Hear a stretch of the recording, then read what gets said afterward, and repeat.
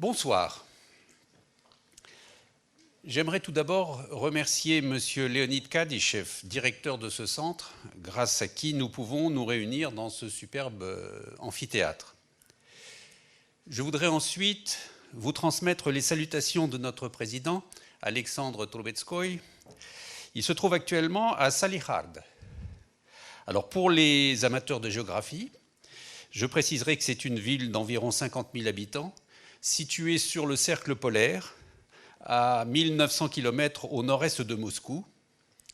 Il y représente notre association à une réunion de la diaspora mondiale russe.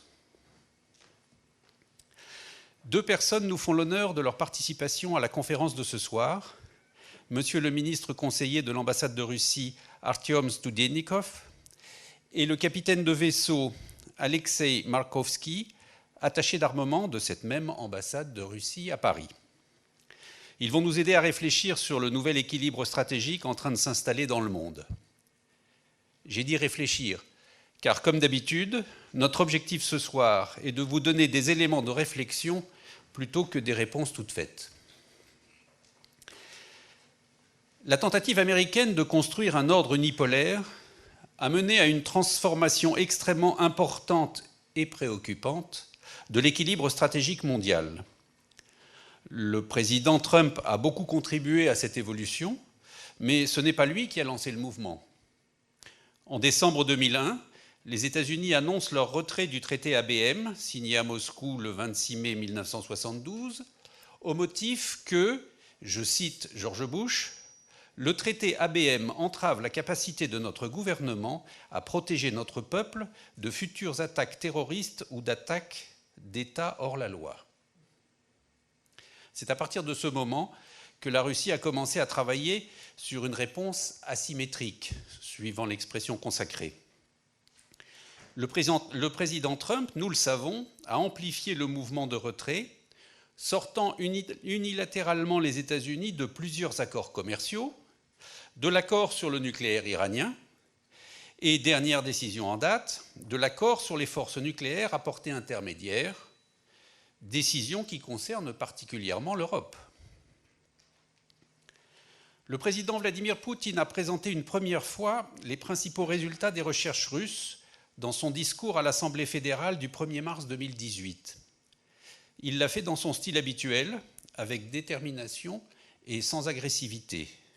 Il a précisé que ces nouvelles armes pouvaient pénétrer tous les systèmes de défense actuels et ceux des années à venir.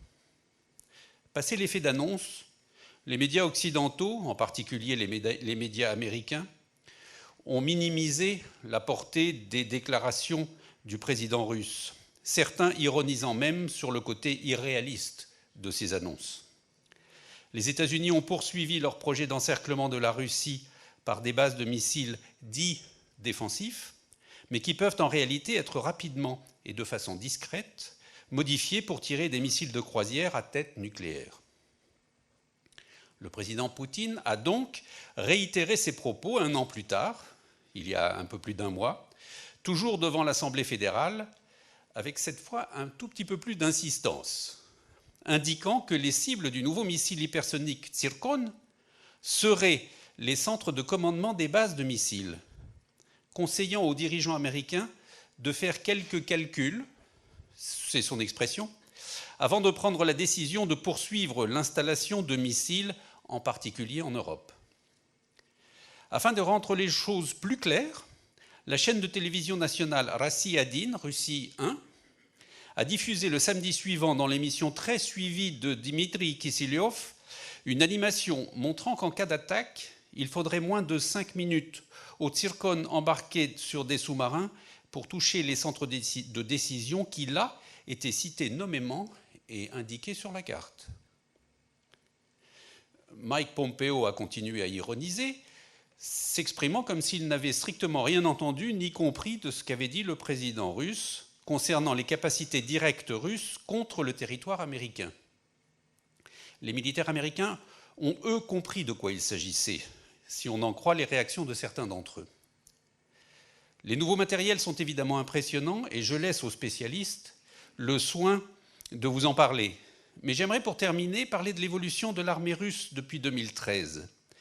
Cette évolution a été présentée par le général d'armée Sergueï Chaïgou, ministre de la Défense, dans un discours du 13 mars devant une réunion élargie de la Commission de la Défense de la Douma d'État. Les 6 dernières années ont vu une amélioration considérable des conditions de vie des soldats dans les domaines du logement, des soins de santé et des équipements individuels. Les 2/3 des forces armées sont désormais contractuelles, volontaires. 1/3 seulement sont des appelés du contingent. Je cite, « Pratiquement toutes les forces terrestres, ainsi que les brigades de fusiliers motorisés et les brigades d'infanterie navale, soit au total 35 formations, ont été équipées du matériel de combat moderne Ratnik II. » Le ministre Chaïgou a insisté sur le renoncement généralisé aux contractants extérieurs non militaires pour la logistique et le soutien domestique des forces, et leur remplacement par des soldats et des employés du ministère de la Défense. À cet égard, les forces armées russes vont dans la direction opposée à celle de l'américaine. Il est vrai que la doctrine russe, strictement défensive, ne prévoit a priori pas de projection de forces importantes dans l'espace et dans le temps, loin de leur base. Je vais maintenant céder la parole à M. Studenikov, ministre conseiller de l'ambassade, qui va vous présenter un point de vue politique sur ce qui est en train de se passer.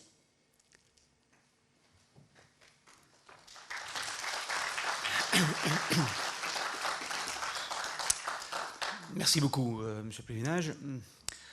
Effectivement, ce n'est pas par hasard que c'est moi qui prends la parole le premier, parce que après vous allez écouter mon collègue et mon camarade Alexei Markovski qui va vraiment vous présenter de façon tout à fait professionnelle et brillante ce qui a été fait par l'armée russe, plutôt par tout le complexe militaire et technique russe.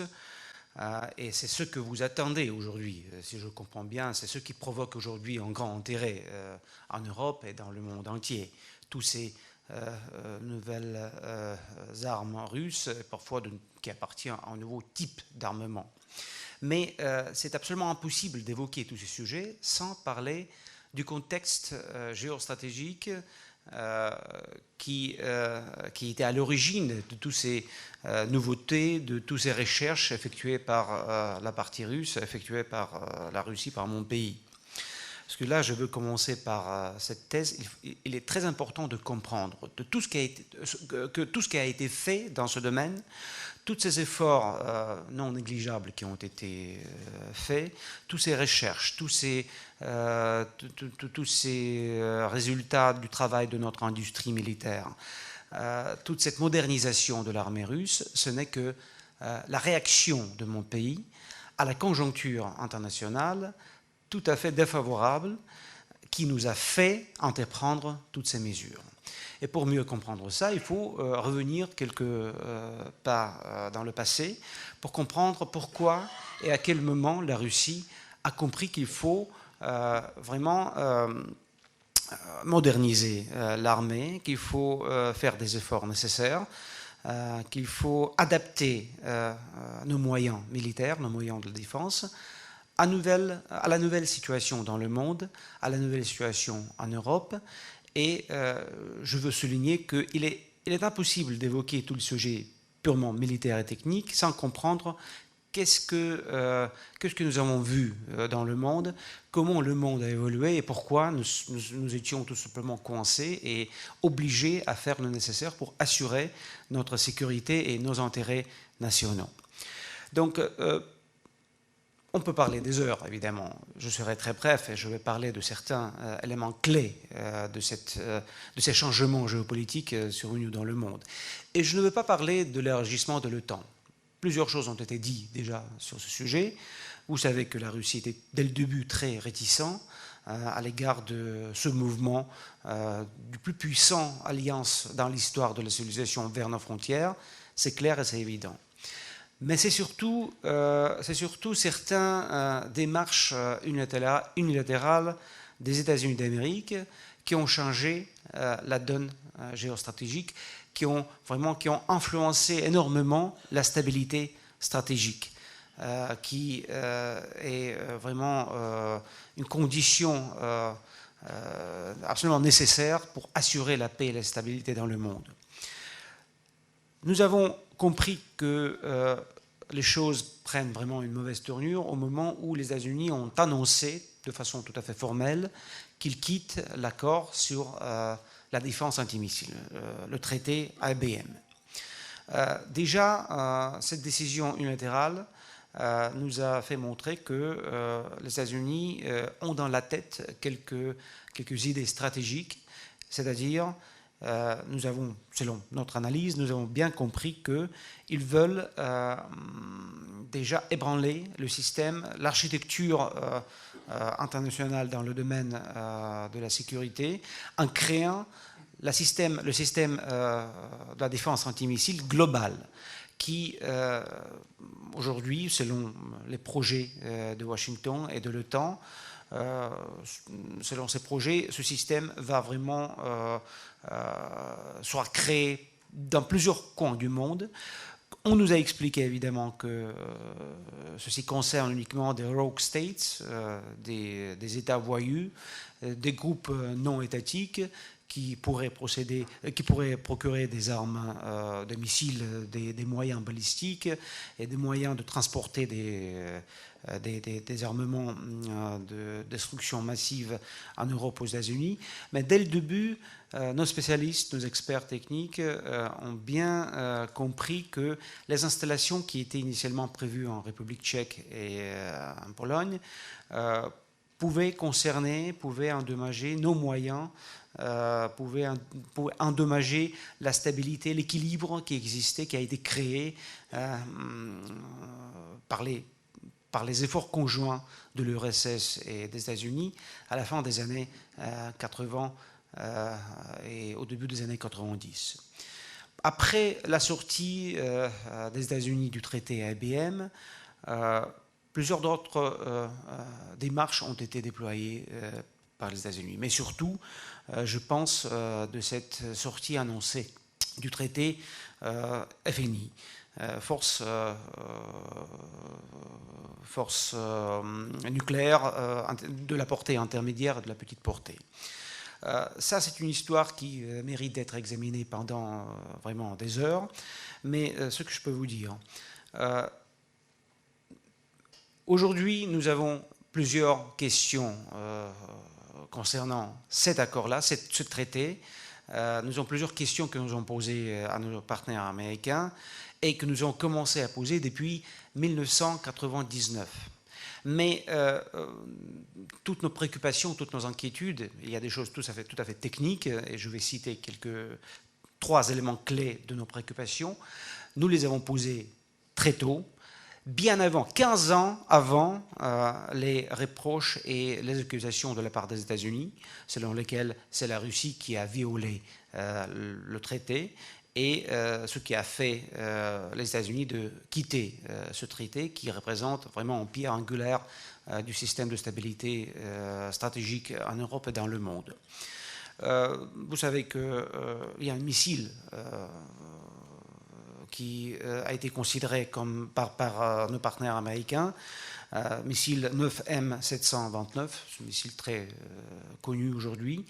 Ce missile qui viole, selon les allégations américaines, les dispositions de ce traité. Par contre, nos préoccupations, beaucoup plus récentes, n'ont pas reçu aucune réponse du côté américain, tandis que nous avons fourni toutes nos préoccupations dès le début des échanges sur ce sujet. Il s'agit de trois préoccupations majeures de la partie russe. Première, le développement des soi-disant missiles cibles qui ont été développés et plusieurs fois déjà essayés par les États-Unis dans le contexte de la création de cette défense antimissile, du système de défense antimissile global. Le problème, c'est que ces missiles cibles ont les mêmes caractéristiques techniques que les missiles de moyenne et de petite portée, ce qui crée un énorme problème pour les distinguer des missiles réels qui peuvent porter des armements nucléaires. Nous avons dit que, voilà, il y a un problème, allons-y, peut-être nous allons discuter ensemble comment lever les préoccupations russes. Pas de réponse. Deuxième préoccupation, les vecteurs qui ont été utilisés pour les missiles croisières américaines Pershing, les vecteurs M41, n'est-ce pas? M41, les vecteurs utilisés pour les missiles Pershing M41, ce sont des vecteurs qui ont été détruits par les États-Unis dans le cadre de l'accord sur les missiles de la petite et de moyenne portée, mais ils ont laissé ces vecteurs dans leur composition navale sur les bateaux, et aujourd'hui, les mêmes vecteurs seront installés en Roumanie et en Pologne dans le cadre toujours de la création de ces systèmes global antimissiles. Qu'est-ce que ça veut dire? Ça veut dire que ces vecteurs peuvent être réaménagés très facilement et très rapidement pour être utilisés toujours pour ces missiles de croisière de petite et de moyenne portée. Donc c'est une deuxième préoccupation russe. Et troisième préoccupation, qui est liée avec le progrès technologique constaté ces dernières années, les drones d'attaque qui existent aujourd'hui chez plusieurs pays du monde, mais surtout chez nos partenaires américains, les drones dont les caractéristiques aussi sont tout à fait comparables avec les missiles de croisière de petite et de moyenne portée. Donc voilà trois préoccupations russes qui ont été portées à la connaissance de nos partenaires américains depuis plusieurs fois, depuis 1999. Toutes nos préoccupations ont été détaillées, expliquées, et évidemment on était ouvert à l'échange dans n'importe quel cadre, mais surtout dans le cadre bilatéral, pour essayer de trouver les réponses à nos préoccupations. Toutes nos propositions n'ont pas reçu aucune réponse du côté américain.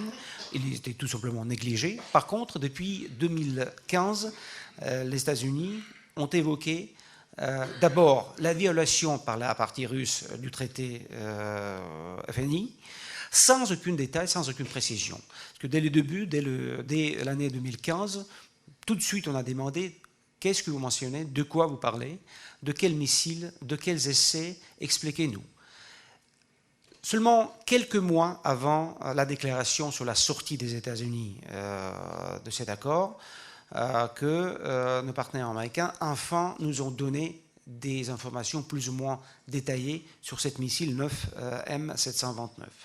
Et pendant une très longue période, ils nous fournissaient ces préoccupations goutte par goutte, donc toujours déclinant toutes nos propositions pour se mettre à la table des négociations pour que nous puissions dissiper les craintes de nos partenaires américains. Donc voilà, nous avons constaté, déjà après la sortie des États-Unis de l'accord IBM, et après cette annonce des États-Unis sur la sortie de l'accord FNI, donc entre ces deux démarches de Washington, nous avons bien analysé plusieurs d'autres politiques et pratiques américaines, et nous avons bien compris que les États-Unis mettent en péril toute l'architecture de contrôle des armements qui existent, les perspectives du désarmement nucléaire ainsi que la stabilité du traité sur la non-prolifération des armes nucléaires dont le traité qui touche à sa fin, dont la validité touche à sa fin en 2021. Donc c'est le troisième pivot du système de stabilité stratégique qui a été créé, comme je vous ai dit, à la fin de l'Union soviétique, plutôt dans les années 80, et au début des années 90. Donc ce troisième pivot est en danger aujourd'hui, parce qu'après la sortie des États-Unis de l'accord IBM, après la sortie annoncée des États-Unis de l'accord FNI, c'est la tour de ce traité extrêmement important qui, pour l'instant, est en vigueur, et nous allons faire tout le nécessaire pour qu'il continue à exister. Nous réitérons nos appels à nos partenaires américains d'évoquer déjà les questions liées avec la prolongation de cet accord, de ce traité. Nous sommes prêts pour le faire prolonger de 5 ans. Pour l'instant, pas de réponse du côté de Washington, et cela nous fait peur. Cela nous fait penser que la décision sur le destin de ce traité a été déjà prise par Washington, mais qui n'est pas encore annoncée. Donc, pour faire une petite conclusion, nous sommes très préoccupés. La Russie, je répète, la Russie est énormément préoccupée par la situation qui se crée aujourd'hui dans la stabilité stratégique. Nous sommes très préoccupés parce que toutes ces démarches unilatérales des États-Unis peuvent non seulement lancer une nouvelle étape de la guerre froide, et surtout du course aux armements, mais il peut rendre ce course aux armements beaucoup plus compliqué, beaucoup plus dangereux que dans les années 60 et 70. Parce qu'avant, c'était le course aux armements surtout entre deux grandes puissances, Union soviétique et États-Unis, mais aujourd'hui, nous risquons de voir une vraie prolifération du course aux armements, compte tenu que plusieurs pays aujourd'hui dans le monde possèdent de moyens techniques suffisants pour participer dans ce course aux armements, et surtout, dans ce contexte préoccupant, plusieurs pays peuvent croire que eux seuls qui peuvent assurer leur propre sécurité et leur propre intérêt dans le domaine de sécurité. Donc, toutes ces démarches unilatérales créent une préoccupation générale dans le monde et peut avoir comme résultat une course aux armements absolument incontrôlable quand tout le monde, tous les pays plus ou moins développés technologiquement, qui vont développer leur programme balistique, leur programme de la défense antimissile, qui sait peut-être leur programme nucléaire, parce que tout est en danger aujourd'hui. M. Plenage a évoqué la situation autour de Nuclear Deal avec Iran, Joint Comprehensive Plan, qui concerne le programme nucléaire iranien. Vous savez que les États-Unis ont déclaré, ils ont quitté cet accord qui met en danger ce document, qui met en danger le résultat du travail de plusieurs pays et le résultat d'un très grand compromis qui était un énorme succès de toute la communauté internationale. Donc là aussi, nous avons un grand problème, ce qui nous rend encore plus préoccupés, encore plus perplexes. Donc, qu'est-ce que nous pouvons faire dans cette situation où cet égocentrisme agressif avec un désir d'influencer les différents processus dans différents coins du monde, quand cet égocentrisme vraiment peut ébranler l'ordre politique et cette stabilité stratégique qui existait il y a encore quelques ans. Quelles réponses nous pouvons donner? Et là, je reviens à plusieurs déclarations du président de la République, Emmanuel Macron, qui parle toujours de la multipolarité,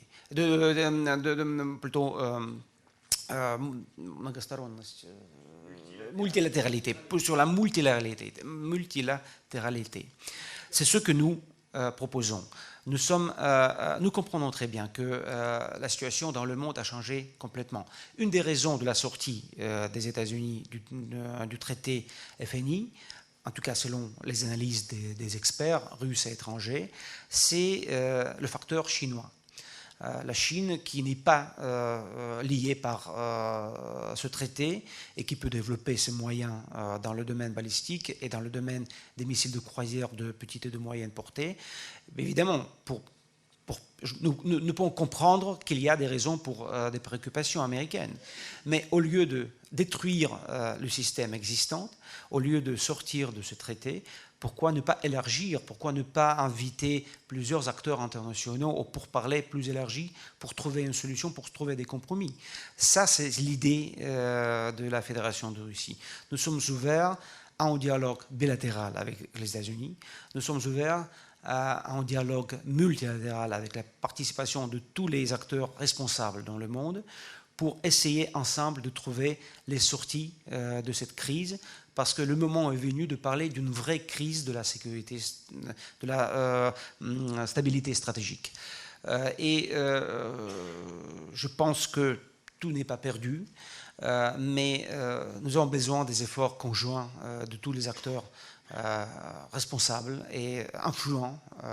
Et là, malheureusement, je ne peux que constater une position un petit peu indifférent, je dirais, de nos partenaires européens qui sont bien conscients que le traité FNI concerne directement la stabilité et la sécurité en Europe. Parce que les États-Unis, qui se trouvent outre-Atlantique, ne sont pas visés par ces missiles de petite et moyenne portée. Par contre, l'Europe, justement, si certains pays européens vont accueillir sur leur territoire les bases militaires américaines avec les missiles de ce type-là, de moyenne et de petite portée, évidemment, la Russie, dans ce cas-là, sera obligée de prendre des mesures réciproques, bien que le président de la Fédération de Russie a bien déclaré que la Russie ne se propose pas de déployer ces missiles, ces nouvelles armements la première. Nous allons le faire uniquement au cas où les missiles de ce type seront de nouveau déployés en Europe, et nous allons de nouveau obligés à vivre la crise des euromissiles comme dans les années 80. Donc pour éviter ça, nous aimerions bien de voir la position de nos partenaires européens beaucoup plus active et beaucoup plus responsable. Pour l'instant, malheureusement, il est à constater qu'ils ont pris la partie des États-Unis en disant que, selon leurs estimations et selon les estimations américaines, c'est bien la Russie qui a violé le traité. Nous ne sommes pas d'accord avec cette constatation. Nous avons démontré plusieurs fois notre bonne volonté pour être beaucoup plus transparent, pour être beaucoup plus clair et prévisible. Nous avons organisé plusieurs événements pour démontrer cette missile qui a provoqué tant de rumeurs. Et pour vous donner l'idée de la position européenne, les attachés militaires des pays membres de l'OTAN ont boycotté ce briefing organisé par le ministère de la Défense russe, ce qui démontre un petit peu les états d'esprit en Europe.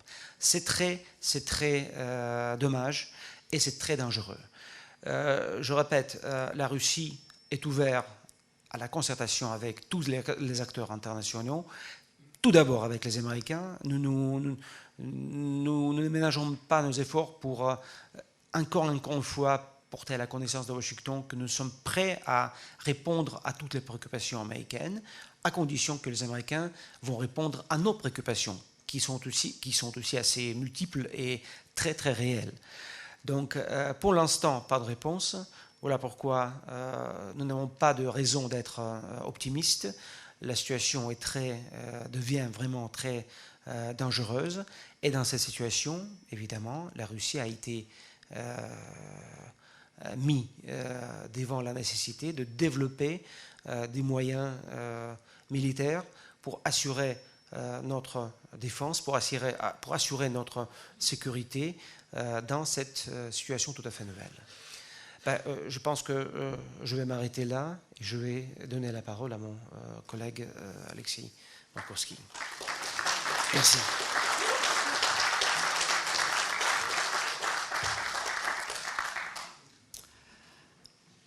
Merci beaucoup de toutes et tous. Moi, je suis très ravi d'être parmi vous aujourd'hui pour présenter des petits mots, des précisions par rapport de nos forces armées.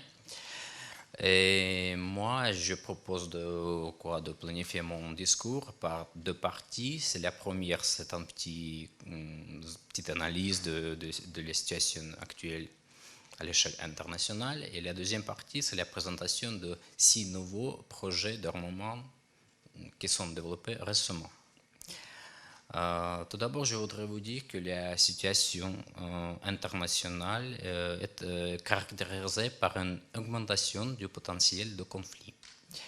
Et nous voyons que l'activité de certains pays visant à dissuader la Russie et de discréditer son rôle à l'échelle internationale est l'un des principaux facteurs qui compliquent la situation actuelle. Et nous voyons que la présence militaire de l'OTAN près de nos frontières augmente. Des éléments de défense antimissile des États-Unis sont développés.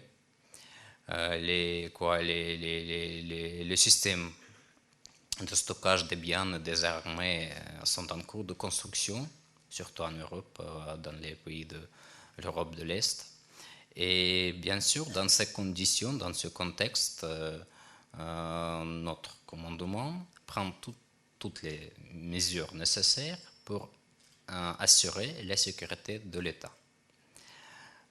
En même temps, nous n'augmentons pas l'effectif de nos forces armées, nous ne participons pas aux courses des armements, et vous savez bien que le financement de nos forces armées est stable, et ces dernières années, c'est au niveau de 50 milliards de dollars, et il y a la tendance à baisser. Mais à titre de comparaison, nous savons bien que le budget militaire des États-Unis est de plus de 10 fois supérieur à celui de la Russie. Et il est au niveau de 700 milliards de dollars, et il dépasse des dépenses militaires du reste du monde. Et bien sûr, dans ce contexte, bien sûr, nous sommes obligés de développer nos forces et nos armes stratégiques. Vous savez bien, et vous avez entendu les discours et les annonces de notre président, de notre ministre de la Défense. Aujourd'hui, nous développons beaucoup de nouveaux systèmes de missiles. Et bien sûr, je voudrais vous dire quelques mots par rapport nous avons déjà commencé à produire en série des missiles hypersoniques avant-garde. Le réarmement des forces stratégiques nucléaires, elle est aussi en cours. Et le système de missiles Voyevoda, il est bien connu ici en France, ou pour les pays occidentaux comme Satana, il est en cours d'être changé par un autre système qui s'appelle Sarmat. Bien sûr, nous attirons beaucoup d'attention pour développer des forces conventionnelles. La part des techniques modernes aujourd'hui, c'est au niveau de plus de 60%, et d'ici fin 2020, ce chiffre sera porté vers 70%. Dans ce contexte, bien sûr, je voudrais vous dire que les forces nucléaires stratégiques et les forces conventionnelles sont développées en respectant toutes les obligations internationales liées avec les traités des armements, surtout offensifs. Nous attirons beaucoup d'attention pour des travaux liés avec les innovations pour la défense. Je pense que vous êtes au courant que pour l'instant, on a déjà créé le camp technologique qui s'appelle ERA, et des dizaines de projets d'armement ont en cours d'amélioration, de développement. Bien sûr, la situation en matière de maîtrise d'armement est considérablement compliquée du fait de décisions du président des États-Unis de se retirer du traité des forces nucléaires à portée intermédiaire. Bien sûr, c'est une étape très très dangereuse et susceptible d'affecter négativement non seulement la sécurité européenne, mais aussi la stabilité stratégique dans le monde. Vous êtes au courant, bien sûr, qu'en 2001, les États-Unis se sont retirés unilatéralement du traité ABM. Et bien sûr, pour l'instant, ils jettent la responsabilité sur ce sujet-là sur la Russie. Mais c'est évident que les accusations contre la Russie sont une tentative de camoufler le véritable état des choses. La discussion du traité de force nucléaire à portée intermédiaire ne sera pas laissée sans réponse de notre part. Dans le même temps, il est nécessaire de comprendre que ce n'est pas le territoire des États-Unis qui le cible potentiel, mais aussi les pays qui développent et qui déploient des complexes, des installations du système de défense antimissile américain sur son territoire. Il est aussi potentiellement les cibles de notre réaction. Mais pour ma deuxième partie, je voudrais vous présenter 6 nouveaux projets développés récemment. Je voudrais commencer par le système de missiles balistiques Sarmat. Ce complexe, il n'aura pas d'analogue au monde en termes de caractéristiques de combat. Le programme de développement du système de missiles Sarmat est synchronisé avec le retrait progressif de son prédécesseur, le système de missiles Satana. Les capacités de ce système permettent d'utiliser une gamme étendue d'équipements de combat sur une fusée. Il peut transporter des ogives de petite, moyenne et grande puissance. Le programme de test de lancement du complexe a été achevé, ce qui permet de procéder le processus de test en vol du complexe. Pour mettre en œuvre les activités prévues, une coopération d'entreprises industrielles a été créée. Les industriels russes ont commencé à fabriquer des agrégats et des systèmes nécessaires aux missiles. Toutes les mesures prises nous permettent de conclure que sans équivoque, la création de systèmes missiles Sarmat sera développée et son lancement en service sera à temps. Le réarmement des missiles Sarmat permettra de renforcer considérablement des forces des missiles stratégiques et donner de nouvelles propriétés qualitatives pour relever les défis de dissuasion nucléaire et assurer la sécurité de la Russie. Le deuxième projet, c'est le complexe Avangard. Il est équipé par un élément fondamentalement nouveau, l'ogive hypersonique à titre de planeur. Les industriels ont commencé leur production en série. Le vol de planeur a lieu à plusieurs dizaines de kilomètres d'altitude dans les couches denses de l'atmosphère, contrairement aux ogives traditionnelles des missiles balistiques. La vitesse de ce planeur peut évoluer vers la vitesse maximale, plus de 20 nombres de Mach. L'unité de combat est capable d'effectuer des manœuvres contrôlées tant latérales qu'en hauteur, ce qui garantit imprévisibilité de son vol pour des défenses antimissiles actuelles et potentielles. Le troisième projet, ce missile de croisière avec une centrale nucléaire qui s'appelle Burevestnik. En mars 2018, notre président il a annoncé la mise à l'essai de nouveaux missiles à croisière à portée illimitée. Son développement a débuté après le retrait unilatéral des États-Unis du traité ABM en 2001. Ce missile a une trajectoire de vol imprévisible et il peut contourner les lignes d'interception et il peut procéder à tous les systèmes antimissiles qui existent aujourd'hui. L'essai de nouveaux missiles ont permis aux scientifiques, ingénieurs et bien sûr des officiers et des forces armées russes d'obtenir des informations expérimentales utiles pour clarifier un certain nombre d'exigences relatives au produit et sa complexité.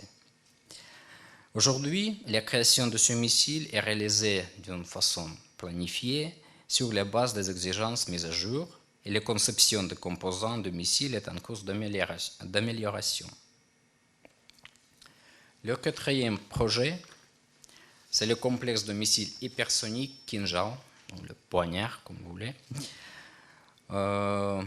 Les pilotes et les ingénieurs maîtrisent avec succès ce nouveau armement. Au cours des essais, on a déjà effectué centaines de vols et depuis 2018, dans le cadre des mesures stratégiques, les avions MiG-31 avec le complexe Kinjal effectuent des opérations de routine en vol au-dessus de la mer Caspienne.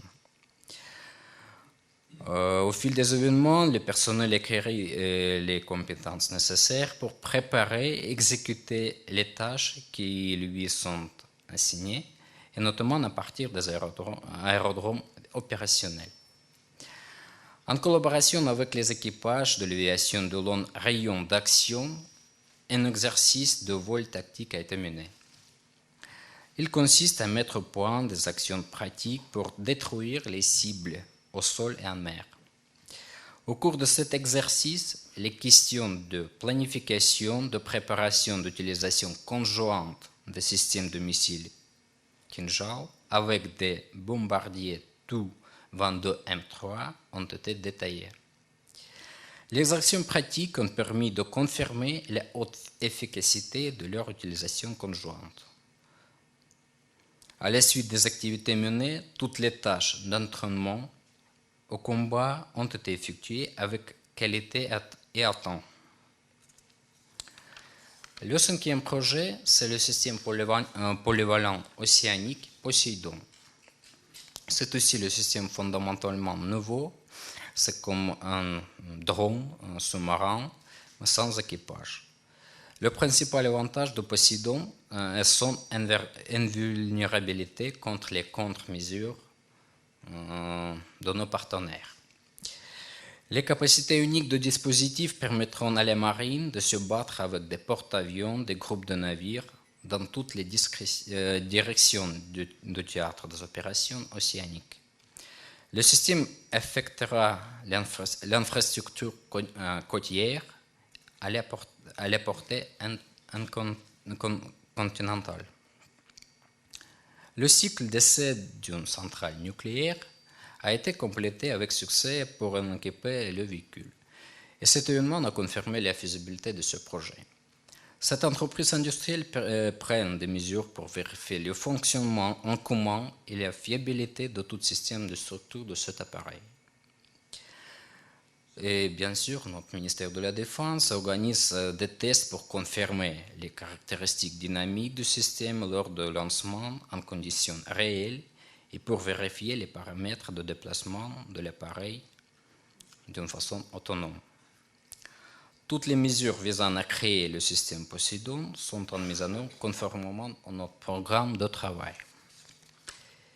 Et le sixième projet, c'est le complexe d'armes laser qui s'appelle Peresviet. Ce projet il est inscrit dans le programme d'armement de l'État.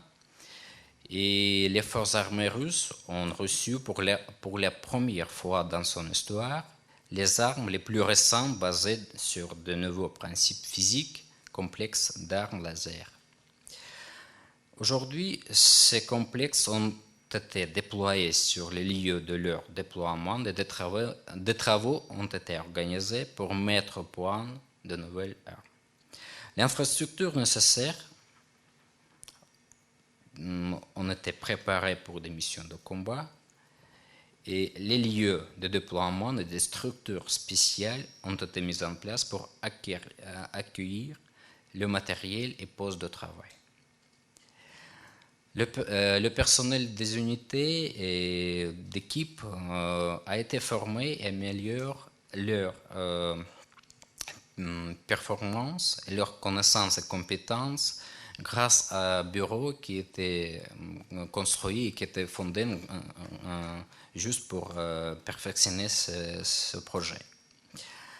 Bien sûr, chaque jour, nos opérateurs, nos militaires, ils reçoivent des connaissances dans les salles spécifiquement équipées pour les théories et ils pratiquent ces actions dans les camps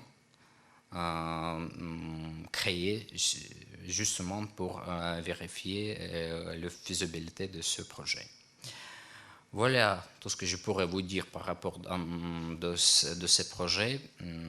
Bien sûr, le manque des chiffres précis, c'est évident, parce que ce n'est pas l'annonce de nouveaux portables et de nouveaux... Et moi, en général, je suis prêt à répondre à vos questions. Merci beaucoup.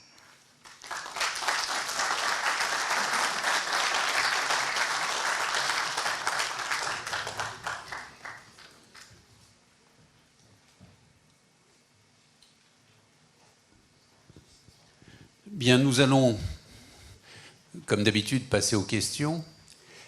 Comme d'habitude, je vous demanderai d'avoir la gentillesse d'être concis, précis.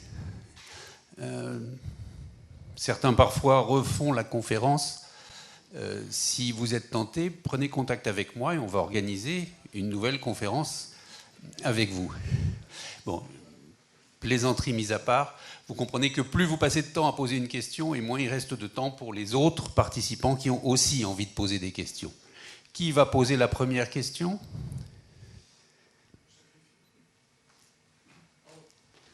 J'ai 4 petites questions. Merci pour vos excellentes exposés. 4 petites questions très précises.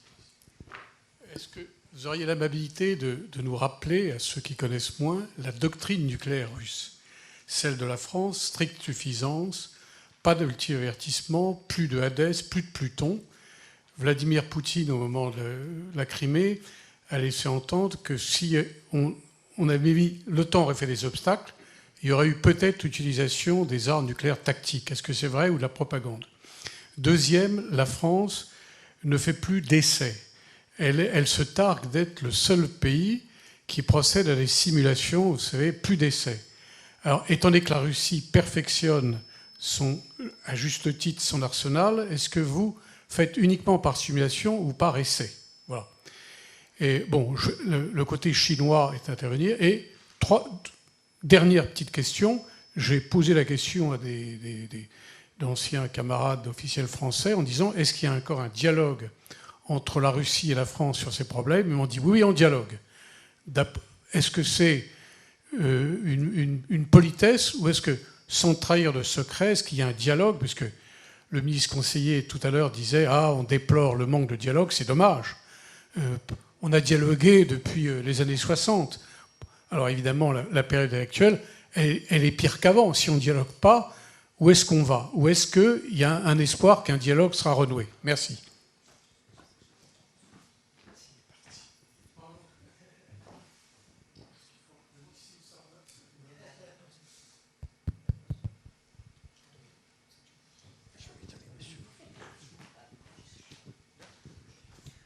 Je vais commencer par répondre à votre dernière question.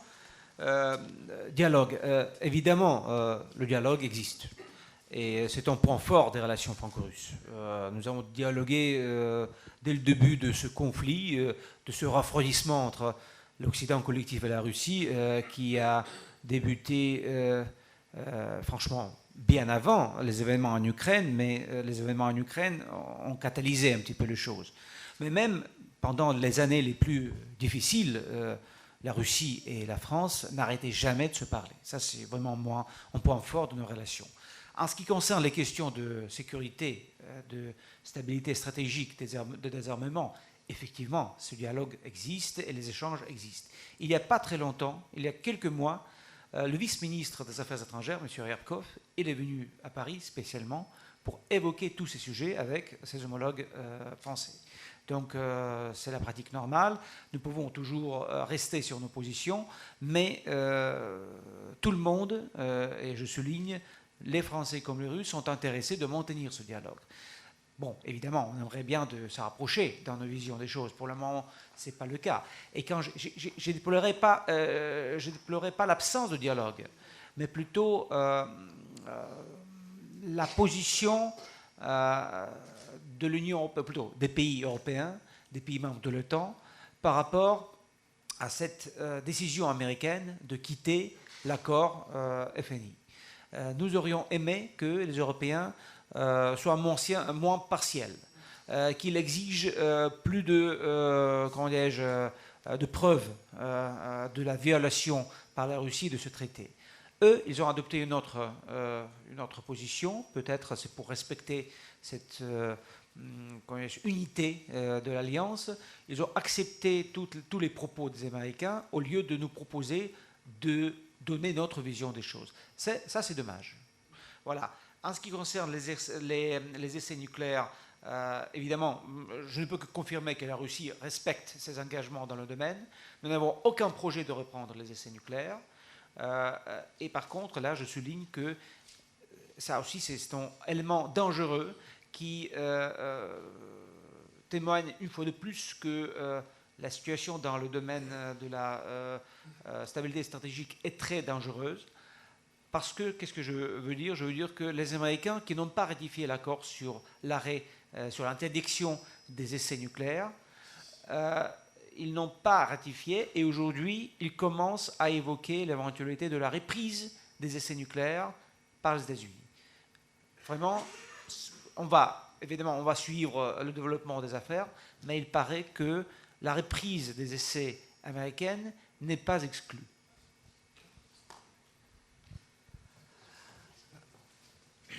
Je voudrais commencer à répondre pour votre troisième question. Tout d'abord, par rapport des liens bilatéraux entre la Russie et la France. Je pourrais vous dire que pour l'instant, il y a la volonté de développer nos relations bilatérales dans le domaine militaire. Cette opinion, elle est basée sur des demandes, de mes rencontres, de mes discours avec les Français. Et on peut dire que dans n'importe quelle demande, on me dit que oui, nous les Français, nous voulons développer nos relations bilatérales. Mais comme d'habitude, la chose est stoppée par rapport des engagements et des responsabilités de la France par rapport de l'OTAN, de l'Union européenne. Et bien sûr, la France, bien sûr, c'est difficile dans ces conditions de parler, de discuter d'une façon autonome, peut-être indépendante à ce sujet-là. Mais nous voyons la volonté et le désir peut-être de votre président de développer, de bouger les choses. Mais nous comprenons l'état des choses, bien sûr. Par rapport des essais et de notre doctrine nucléaire, ouais, qu'est-ce que je pourrais vous dire? Et je pourrais vous répéter que toutes les actions menées dans le domaine nucléaire, elles sont basées, elles sont respectées par la Russie et nous respectons les obligations de traité liées avec leur moment, bien sûr. Et vous pouvez le voir dans tous les discours de notre président, de notre ministère de la Défense. Et bien sûr, il existe la volonté de développer, il existe la volonté de développer nos relations. Merci beaucoup. Je vais ajouter quand même, concernant la doctrine nucléaire russe, je veux compléter je veux ajouter une chose. Il y a seulement deux options, deux possibilités de l'utilisation par la Russie de ces armes nucléaires. C'est un cas d'abord d'une attaque massive contre le territoire national, et deuxième option, c'est au cas où l'existence même de la Russie est mise en cause par l'ennemi extérieur. C'est-à-dire une attaque frontale sans utilisation peut-être d'armes nucléaires, mais justement quand il y a une guerre massive, quand la question existentielle qui se pose devant la Russie. Mais nous n'avons aucune... la doctrine nucléaire russe ne prévoit pas l'utilisation des armes nucléaires les premiers. Excusez-moi, je prends juste la dernière fois, parce que peut-être, et je crois que ça intéresse tout le monde. Nous, Français, on se... Enfin, la doctrine telle que je la comprends depuis longtemps, stricte suffisance. Et justement, quand je lis beaucoup de choses, je viens de lire un ouvrage sur la France et le nucléaire, l'édition CNRS, il n'y a pas beaucoup d'ouvrages. Il y a celui de Jean-Pierre Dupuis et celui sur la Gibraltar, c'est un des rares. Autant pendant la guerre froide, il y a des dizaines de bouquins, maintenant il n'y a rien. Et là, on commence à faire pareil. Et les gens vous disent que, justement, nous, Français, la dissuasion n'est pas offensive. Par contre, on vous pointe du doigt. Moi je demande simplement à ce qu'on m'éclaircisse un peu plus, en disant, si nous, Français, nous n'avons pas de dissuasion offensive, c'est que d'autres l'ont. Alors, est-ce que c'est les États-Unis? Est-ce que c'est la Russie? Est-ce que c'est la Chine? Alors là, on a un point de divergence, c'est là-dessus qu'il faut dialoguer. Oui, mais il faut quand même distinguer, il faut prendre en compte les dimensions de la Russie, les dimensions de la France, les menaces, les défis qui sont devant la France et les menaces, les défis qui sont devant la Russie. Pour nous, c'était la question, d'équilibre entre nous et les États-Unis d'Amérique, avec leur arsenal énorme des engins nucléaires. Parce que vous étiez toujours protégé par les États-Unis. La Russie était toujours, l'Union soviétique était assez seule du point de vue nucléaire. On était obligé de faire face à une alliance de 4 pays nucléaires, y compris la Chine à l'époque soviétique, quand on avait des relations assez compliquées.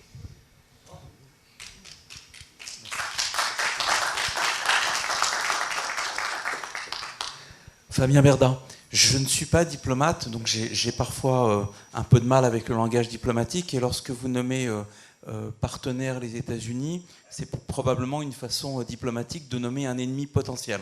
Ma question, est-ce que réellement, à votre sens, il y a une réelle possibilité de médiation dans votre effort d'arriver à un traité multilatéral avec les États-Unis, ou est-ce que la décision américaine, à votre sens, est déjà réellement prise, qu'elle correspond d'ailleurs aux efforts américains sur l'ensemble des continents, qui sont des efforts extrêmement agressifs? On le voit en Amérique latine, on le voit au Moyen-Orient et on le voit ailleurs.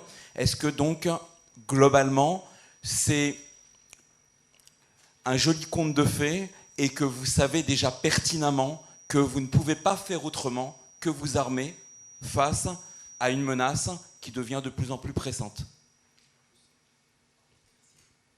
Vous adressez à qui cette question-là? Monsieur le ministre conseiller, monsieur l'attaché militaire. Oui. Bon.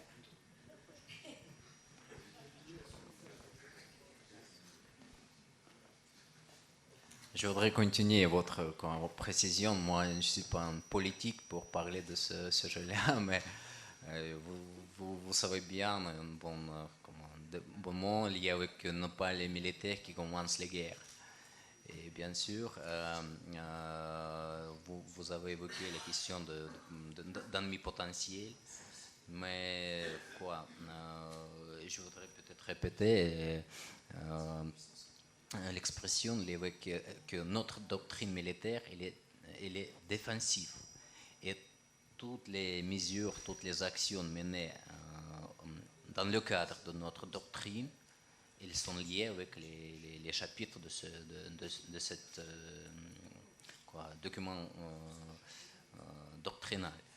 Et par rapport au développement de relations avec les États-Unis, aujourd'hui, peut-être vous avez entendu la décision de notre président par rapport par exemple, dans le dossier de traité de force nucléaire à portée intermédiaire, que nous tentons de bouger cette idée, de changer la donne, mais aucune réponse, les portes sont fermées et notre président il a décidé de ne pas engager, de ne pas continuer de demander.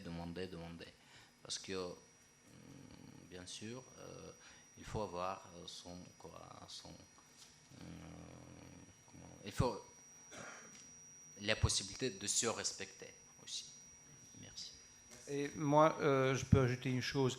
Oui, nous sommes presque convaincus que les États-Unis vont quitter ce traité, parce que pour une simple raison, ils ne veulent pas dialoguer, ils ne veulent pas discuter. Ils nous ont mis quelques conditions, des conditions magnifiques. Vous devez détruire tous les missiles 9M729 sous notre contrôle et en notre présence. Point. Voilà, c'était les conditions américaines. C'est un vrai chantage, un vrai ultimatum. Ben évidemment, c'est tout à fait ridicule, sans même donner des preuves que cet missile viole les dispositions du traité FNI. Donc, mais dans ces situations, évidemment, nous ne pouvons pas accepter un tel ultimatum. Mais nous étions et nous restons ouverts à un échange professionnel et constructif pour essayer de trouver des solutions. Il y a une absence totale de cette volonté. En ce qui concerne la médiation, si les Européens se proposent de faire des bons offices dans ces situations-là, nous sommes bien ouverts, mais quelque chose me dit que vous n'arriverez pas, même si vous avez cette volonté, qui n'existe pour l'instant. Mais je ne pense pas que vous allez convaincre les gens qui aujourd'hui, les décideurs à Washington. Par contre, j'ai utilisé et nous allons utiliser le terme partenaire, parce que même des rivaux, même des ennemis potentiels peuvent rester des partenaires jusqu'au moment donné. Merci. Merci. Merci. Général Paris, l'état des techniques atteints par les Français leur permettent de se passer des essais nucléaires au profit de la simulation et qui donnent des résultats probants, corrects, puisqu'il y a un article du traité de l'engagement qui permet de revenir en arrière, c'est-à-dire de reprendre les essais. Tout traité comprend toujours un article permettant le retour en arrière. Et les Russes ne font pas exception à la règle. Je dis ça parce que j'ai vu une moue chez vous. Bien, alors ma question est simple. Pourquoi les Russes ne procèdent-ils pas à la prise d'engagement d'un renoncement aux essais réels? Cela ne nuirait en rien à l'avancée des techniques scientifiques russes. Par contre, cela donnerait une arme diplomatique considérable aux Russes vis-à-vis des Américains en leur disant « mais faites-en autant ». Mon général, qu'est-ce que je peux vous dire? nous avons signé et nous avons ratifié le traité sur l'interdiction des essais nucléaires. Et nous n'avons aucune intention de revenir en arrière, nous n'avons aucune intention de quitter ce traité. Pour l'instant, nos moyens mathématiques et technologiques nous permettent de faire les recherches nécessaires sans effectuer des essais réels. Et nous n'avons aucun projet de reprendre des essais. Et je ne sais pas, dans cette situation, à quoi bon faire des déclarations supplémentaires. Il est connu que la Russie a signé et a ratifié le traité. C'est tout. Je voudrais vous dire la réponse plus simple. Parce que la Russie, c'est un pays de la paix. Et c'est tout.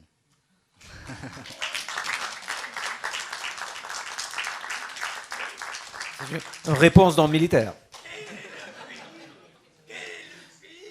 Oui. Vive la guerre. Enfin, c'est pas sérieux. Bonjour. Oui, les... Personne n'a jamais dit ça. Pas même Hitler. Oui, mon général, mais quand même, pour défendre mon collègue et mon camarade, la Russie, quand même, ne quitte pas des traités qui créent le système de sécurité dans le monde et dans dans le monde et dans l'Europe. La Russie respecte ses engagements et n'a pas l'intention de quitter ces traités. Par contre, malheureusement, certains de nos partenaires américains, ont quitté déjà ils ont quitté un traité, ils vont quitter le deuxième traité, et malheureusement, je n'exclus pas qu'ils vont quitter le troisième traité. Ça, c'est le problème. Et les déclarations, oui, nous tous, nous pouvons faire des déclarations, mais nous respectons nos engagements. Ça, c'est ce que nous pouvons faire.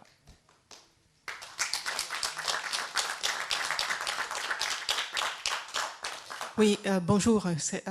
Les États-Unis accusent la Russie, mais si on regarde leurs derniers documents de politique militaire, le Nuclear Posture Review et le document sur la stratégie de défense nationale, ils prônent de plus en plus l'utilisation d'armes nucléaires tactiques sur le terrain, sur le théâtre de guerre conventionnel. Et j'aimerais bien savoir comment la Russie voit ce problème, d'une part, et d'autre part, je pense que c'est un argument de taille à utiliser contre les États-Unis lorsqu'ils attaquent comme ça la Russie. Écoutez, justement, c'est encore une source de notre préoccupation. Effectivement, nous avons l'impression que la stratégie américaine prévoit la baisse des conditions, des conditions qui permettent d'utiliser des armes nucléaires, notamment des armes tactiques. Oui, ça renforce encore plus nos préoccupations et nos inquiétudes. Mais ce n'est pas la seule préoccupation de la Russie. Je peux continuer. Nous avons évoqué déjà la reprise éventuelle des essais nucléaires par les États-Unis, où je peux vous citer un autre exemple, l'espace. La Russie et la Chine proposent depuis un bon moment déjà de signer une convention qui devrait interdire le déploiement des systèmes d'attaque, des systèmes militaires, des armements dans l'espace. Nous comprenons tous que l'espace est déjà utilisé aux fins militaires. C'est inévitable. Les satellites de renseignement, les satellites qui sont utilisés aux fins militaires, ça c'est normal. Mais ce que nous voulons éviter, c'est le déploiement des systèmes opérationnels, des systèmes des armements dans l'espace. Et pour vous donner une nouvelle fois une raison de notre préoccupation par rapport à la position non seulement des États-Unis, mais aussi de nos partenaires occidentaux en général, c'est le refus permanent de nos partenaires occidentaux d'examiner le projet de cette résolution du Conseil de sécurité de l'ONU. Il y a plusieurs raisons, il nous explique pourquoi elle est trop tôt, le moment n'est pas venu, mais ça nous inquiète énormément. Pourquoi ne pas signer un accord qui crée des règles d'utilisation de l'espace de l'espace cosmique aux fins uniquement pacifiques, ou plutôt en tout cas pour ne pas déployer les armements dans l'espace. Nos partenaires occidentaux refusent d'examiner même cette opportunité. C'est une autre préoccupation pour nous, parce qu'aujourd'hui, le budget militaire américain prévoit déjà des recherches dans le domaine, de déploiement de différents systèmes d'armement dans l'espace. C'est une autre source de préoccupation. Voilà, cela démontre combien la situation est dangereuse et elle devient de plus en plus préoccupante chaque année. Je pourrais compléter un peu cette opinion parce que aujourd'hui nous voyons que la compréhension de potentiel de conflit nucléaire, la tendance à baisser, c'est-à-dire le niveau, la compréhension que nous pouvons avoir la guerre nucléaire ou bien les guerres avec l'utilisation des armes nucléaires, il se trouve sous les conditions de caractère des armes stratégiques dissuasifs, c'est-à-dire les dirigeants politiques, peut-être les politiciens, ils exploitent cet état de choses pour générer les réactions comme d'aujourd'hui, c'est-à-dire quand se retire de traités de contrôle, de maîtrise d'armement, quand il y a beaucoup des phrases offensives, des choses offensives, le déploiement des systèmes, etc., c'est le résultat d'absence de compréhension qu'il y a un point, peut-être ligne rouge, qu'il ne faut pas traverser. Voilà.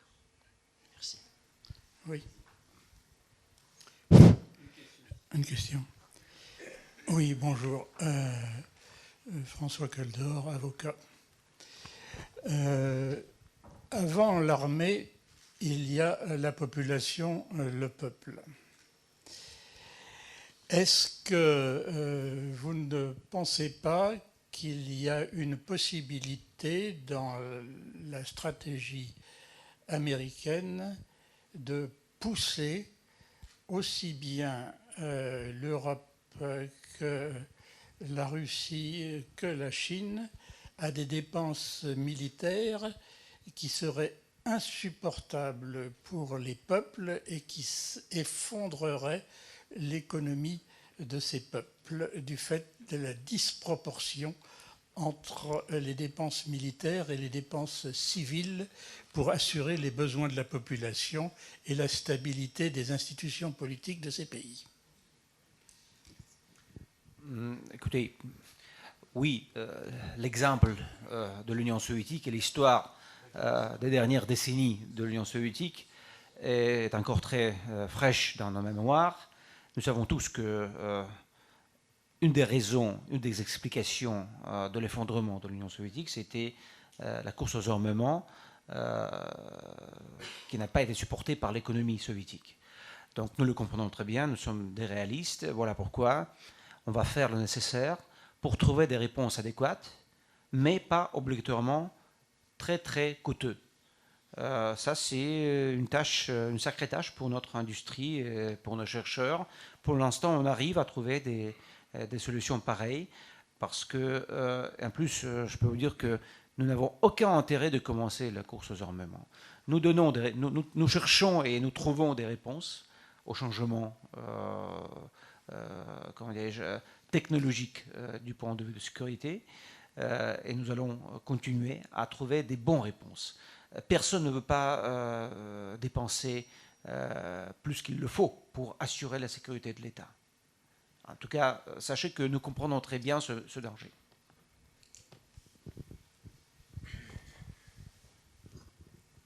Bonjour. Moi, je suis Alain Brandly. J'ai travaillé sur les sujets de renseignement de la Deuxième Guerre mondiale. Je m'intéresse aux sujets d'actualité de la Russie.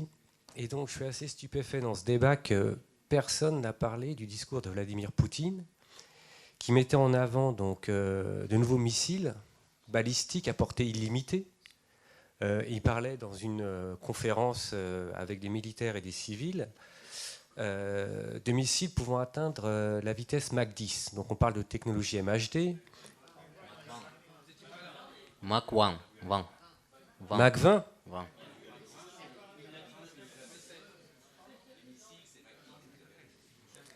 Donc ça veut dire que... Bon.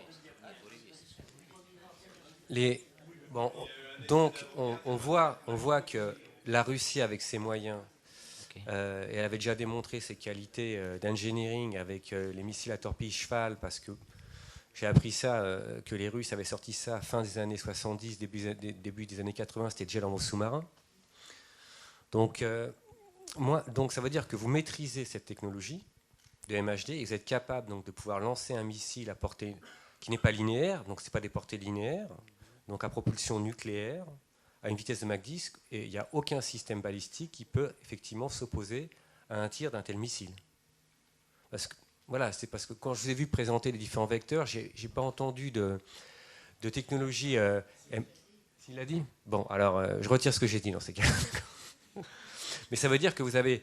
la stratégie de la Russie, c'est de miser sur ses qualités d'engineering et d'arriver à trouver des réponses, comme l'a dit le monsieur, de trouver des bonnes réponses à hauteur de proportion de ce budget pour pouvoir contrer effectivement toute menace auquel elle pourrait faire face. Donc pour l'instant, sur le plan technologique, c'est la Russie qui a l'avantage. C'est ça. Quelle est la question ? La question, c'est que, excusez-moi, je ne vous avais pas entendu parler de cette technologie MHD, de ces missiles qui ont une portée de Mach 20 ou de Mach 10. Ouais. Donc c'est pour ça que je me permettais de vous interpeller pour avoir confirmation du fait que vous maîtrisez cette technologie, vous êtes capable de pouvoir lancer des missiles à une vitesse de Mach 10. Comment je pourrais le confirmer ? Ce sont des choses techniques et ne sont pas pour le public ouvert. Quoi. Ok.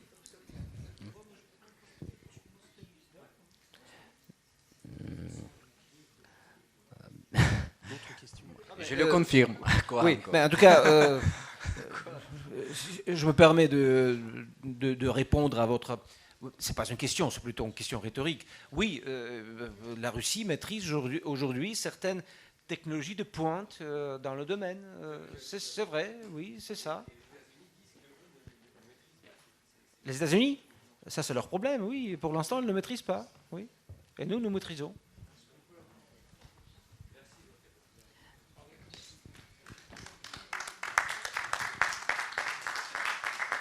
Oui, étant donné le refroidissement, et c'est un euphémisme des relations entre les États-Unis et globalement des Occidentaux par rapport à la Russie, on se demande si la Russie n'est pas en quête de nouveaux alliés.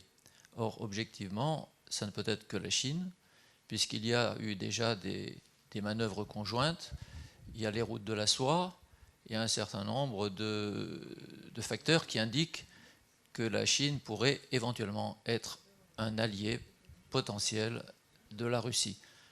Mais vous pouvez peut-être me répondre jusqu'où la Russie est susceptible d'aller dans ses relations avec la Chine. Et deuxièmement, est-ce que ça ne serait pas dangereux pour la Russie dans la mesure où on est dans un rapport de puissance économique de 1 à X, de population, vous le savez, en plus avec une frontière commune. Merci. Oui, écoutez, je ne peux pas m'empêcher de reproduire la formule inventée par le tsar, par l'empereur Alexandre III, je pense, que la Russie a deux alliés, la marine et l'armée. Aujourd'hui, on peut ajouter et les forces stratégiques. Donc 3 alliés déjà. En ce qui concerne, en ce qui concerne des alliés, nous avons des alliés, nous avons des amis, nous avons des pays avec lesquels nous construisons un espace commun euro-asiatique, nous avons des relations de partenariat stratégique avec la Chine.